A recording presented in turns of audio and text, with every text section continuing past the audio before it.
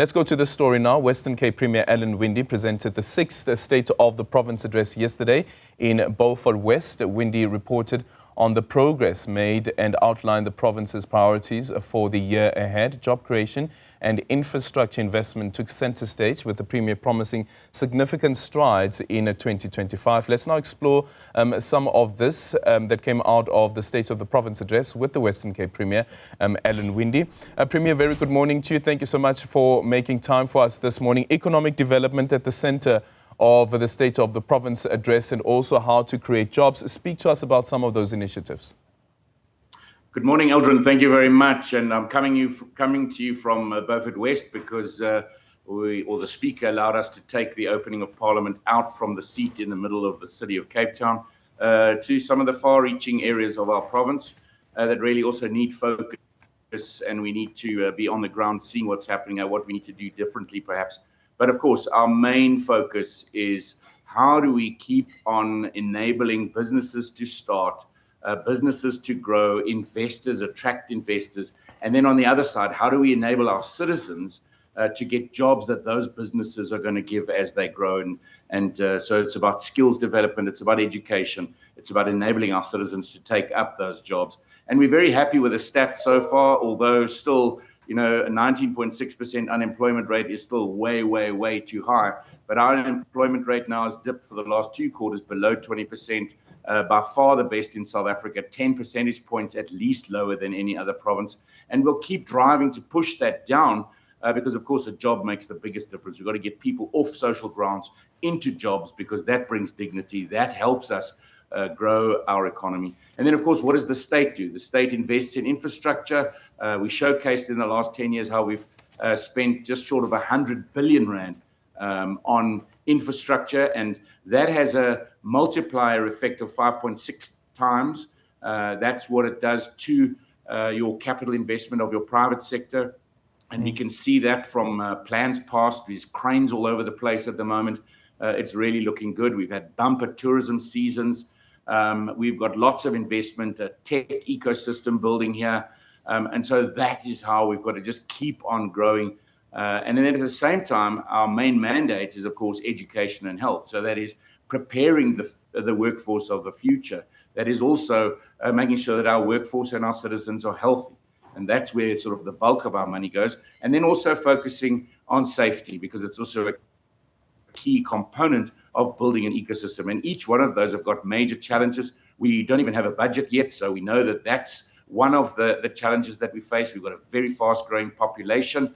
And despite all of that, we still managed to come out of the middle, but it's because of good governance, discipline, making sure that we're doing the right thing at the right time, and are really building a responsive government that listens to its citizens, engages with its citizens, and make sure that we keep on working every single day to better our province. Yeah, and on the education front, you also spoke about the initiative around trying to upskill the various teachers in the Western Cape, and considering also how well the Western Cape has fared when it comes to matric results, the top performing people coming out of that particular province. But another concerning issue is the one around the teacher job cuts in the province. Has your Department of Education as well as Treasury come up with a plan around how do you deal with that aspect and the potential impact that that could have on what the goals that you have set for the Education Department? Yeah, obviously with a very fast-growing population, more and more people coming to this province from other provinces for education, that puts a lot of pressure on us. We don't get the correct budget allocation according to population growth quick enough.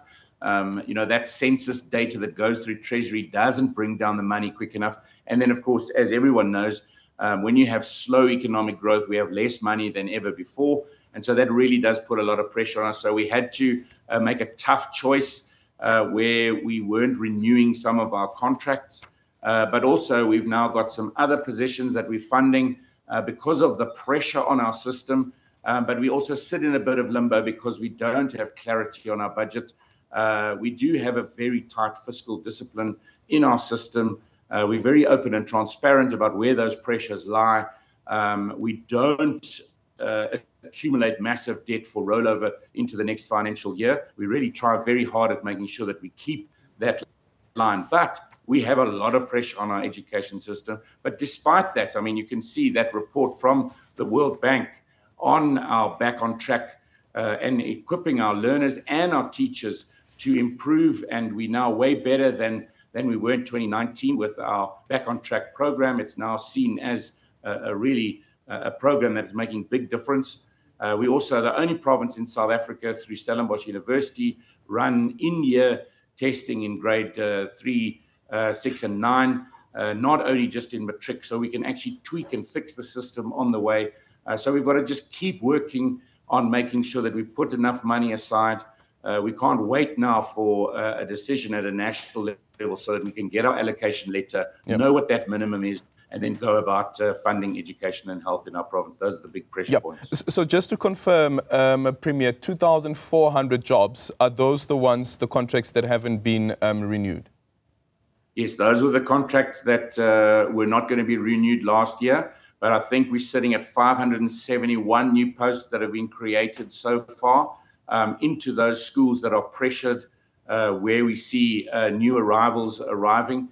And of course, once we know what the budget allocation is, we can see whether we can up that number again. All right. Unfortunately, Premier, because we're running out of time and I know that you have to rush to a meeting, I just quickly want to ask you on geopolitics and what's playing out. You once, for instance, had a visit to the United States over some concerns that have been raised. Back then, it was the Russia-Ukraine war that was playing out. Things have changed quite significantly.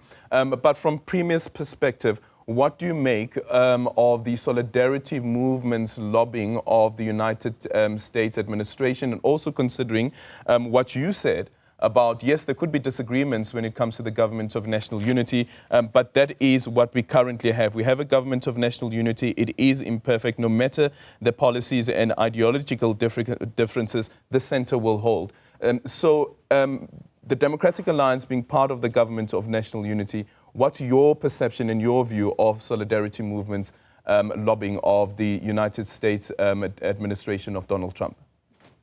Yeah, I mean, I saw that report and, looking to create another Irania. I mean, I don't think that helps anybody in our country right now. We've got to work to make sure we mitigate our risks. And quite frankly, it is very concerning when we have our aid cut in the way that we have had. 4.5 billion to South Africa, it's about 500 million to the Western Cape, where we know that AGOA now is again at risk. The very agricultural sector that gains access from our province into America is at risk, because we see not only in the States, but across the world, we're seeing policies change, free trade moving to trade tariffs and barriers. And that is very concerning to me.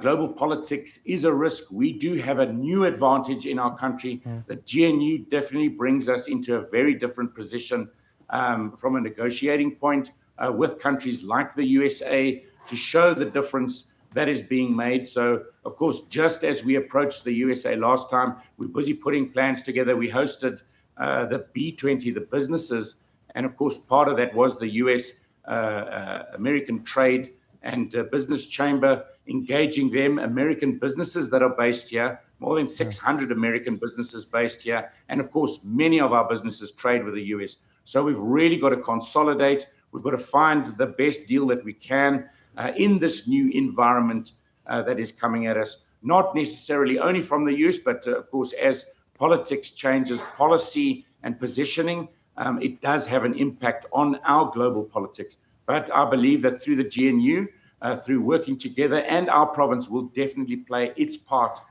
We have a lot to lose, so we've got to make sure that we are in there in the discussions, making sure we find the best deal for our economy, and of course for both economies, whether it's the US and the Western Cape or South Africa, or even what's happening in the EU, or how we trade with the rest of the world, with China, with India. We've got to make sure that we are building the best case we can for our respective economies, bearing in mind that there is massive shift and massive uncertainty in the global arena.